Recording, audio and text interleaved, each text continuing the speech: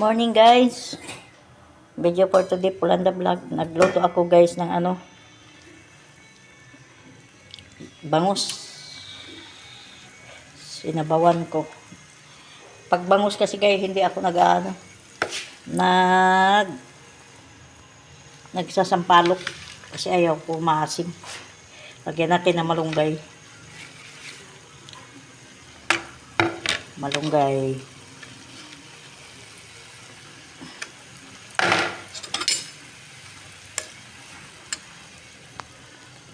Malunggay guys, lagyan ko ng malunggay kasi yun ang paborito ko, malunggay. Itong gusto ko na ulam, bangos.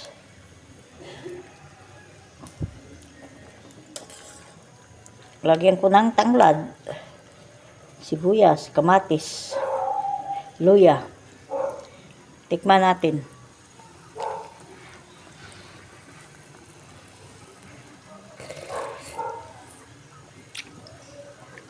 Sarap.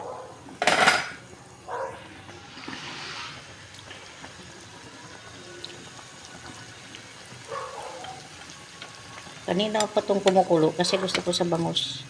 Talaga yung lutong-luto siya. Bangus.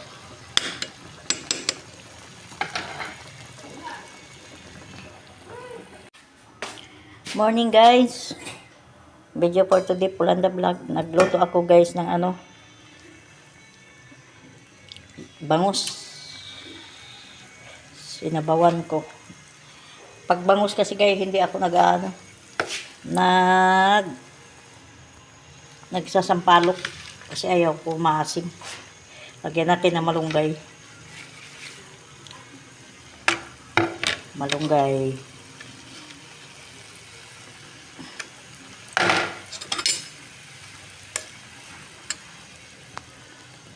Malunggay guys, lagyan ko ng malunggay kasi yun ang paborito ko, malunggay. Itong gusto ko na ulam, bangos.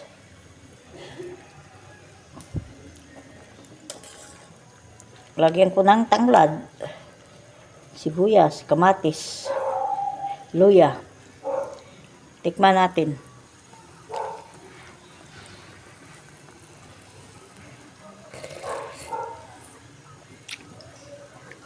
Sarap.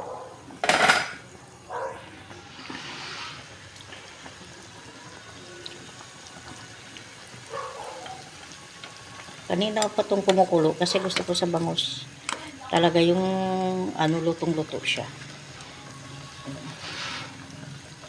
Bangus.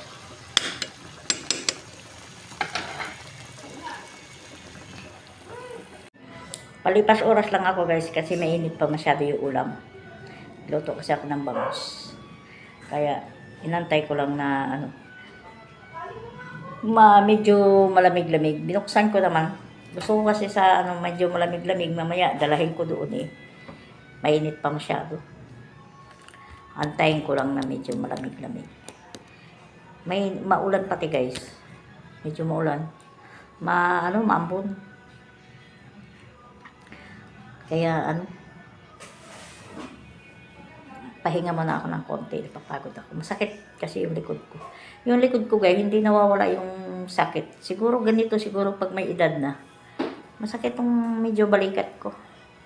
May edad na kasi ako. Na edad ko eh, 47. Ay, 47. 58 pala. Hindi 47, nagkabali ako. Ay, 58. Tamo, mali na naman ako. 57 years old. Matanda na ako guys. Kaya dami na akong gibati. Edad pa lang ako ng 40 mahigit. Dami na akong nararamdaman. Mas lalo ngayon tumindi. May edad na ako 50 mahigit. Dami na akong nararamdaman. Kaya pahinga muna ako ng konti. Wala yung mister ko at saka yung anak ko nagde-deliver. Umuwi lang ako dito sa bahay kasi nagluluto. Kasi kung hindi ako magluluto, doon ako magluluto ng tanghalian. Masyadong na guys, abala ba. Pag umalis na anak ko, aalis na naman tong anak ko papunta ibang bansa eh. Ito mga January. Alis na naman yan. 2 months lang siya dito. Kaya, doon na ako magluto. Wala na naman tong tao bahay. Kasi ganun rin naman, pabalik yung pauwi-uwi, balik-balik, uwi-uwi. Kasi magluto-luto ako doon ng mga kakanin, kumbaga. Doon muna ako mag-stock sa tindahan. Doon ako magluluto. Ang hirap guys pag katulad yung may nag-aral ka. Kailangan mo talagang magagawa na ng diskarte. Hindi ko nga alam, paalis na naman yung anak. Dumating naman yung anak ko, may dala naman siyang pera. Malaki nga ang naipon niya, kumbaga eh. Pero hindi ko alam, nauubos na niya kagala-gala. Ayaw ko sa kanya kasi pag pinakailaman mo yung anak, nagagalit. Kasi kasama niya ako nag-withdraw eh. Unang withdraw namin, 75,000. Tapos yung pangalawang withdraw namin, 75 ulit. Hindi malaki-laki ang nauwi niyang pera. Mga 150 yata, higit. Yun lang naman doon lang naman kami umaasa din sa kanya na kahit pa paano nakakatulong. Kasi yung stepfather niya, hindi naman pwede na aasahan mo sa bahay, manggasto sa araw-araw. Ako nag-produce ng gastusin dito sa loob ng bahay. Pero sa ilaw ng tubig, hati pa kami dalawa. Parang tawag nito, parang akala mo yung kailangan pang may kahati magbayad ng tubig ilaw. Hindi ko alam sa asawa ko ba't yan ang ugali. Parang nahihirapan din ako sa kanya. Ganun siya ka-terrible. Tapos may nag-aaral pa akong anak bunso, college pa yan. Minsan ako nagbibigay pag mahina yung paninda niya, siya. Kaya pag medyo malakas, kapag bigay siya talaga araw-araw, magkano allowance lang ng anak sa pamasahe lang po guys, 200 araw-araw. College, pera pa yung project, mga bayaran pa sa school miscellaneous, yung mga ganun. Tapos tour pa. Pero siguro next year, patapos na siguro yung tour niya kasi 3rd year na siya eh. Kung tintiis lang kayo, gagraduate na rin yung anak ko. Malapit na, kunting panahon na lang.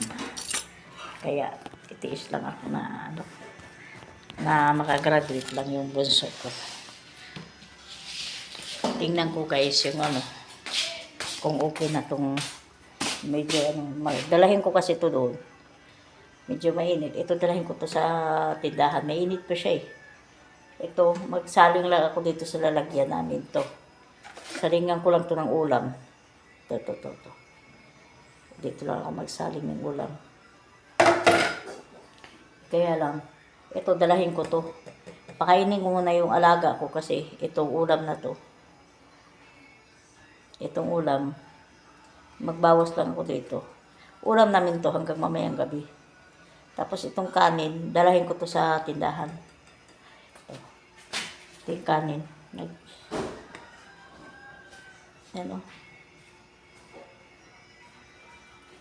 Saing lang ako guys ng tawag nito, yung 2 tapal. Ito. Yung ulam talaga. Ito, dalahin ko to. Tinanggal ako ng takip para lumamig. Takpan ko sana. Ay, takpan ko nga. Mga kasi pag bukas. Naglagay ako ng tanglada yan. Lemongrass. Itatanim ko kasi ito. Yan. Hindi ko alam kung mabubuhay ito kasi wala siyang ugat. Siguro magkakaugat to. Tatanim ko. Kasi may tinanim ako ng lemongrass. Nabubuhay siya eh. Kaya lang may ugat yun eh. Ito walang ugat oh. Hindi ko alam kung mabubuhay ba to o ano. Kasi ang nilalagay ko lang, dahon niya lang. Kaya, yun lang ang nilalagay ko. Hindi na sana ako magdala ng tawag nito. Yung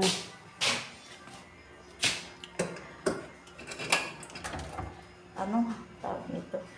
Mahilig kasi sila sa soft drinks. Tingnan mo yung rep, oh. Diba? Mahilig sila sa soft drinks. Tawa ko mahilig. Yung na lang na tira na chocolate namin. Isang malitang dala ng anak ko. Isang malitang maliit. Ito na lang natira, oh, sa damin. Mahilig lang naman sa chocolate yung bunso. Bunso at saka yung asawa ko. Mahilig sa chocolate. Nakakatakot pag sa chocolate. Pero mahilig. Thank you, guys. Dito lang yung video ko, guys. Maraming salamat. Like and share. Subscribe. Magano na ako ng ulam. Pulanda Vlog. Huwag niyong kalimutan. Pakishare po sa video ko. Please lang. Like and share. Subscribe po. Thank you very much. Bye-bye. See you.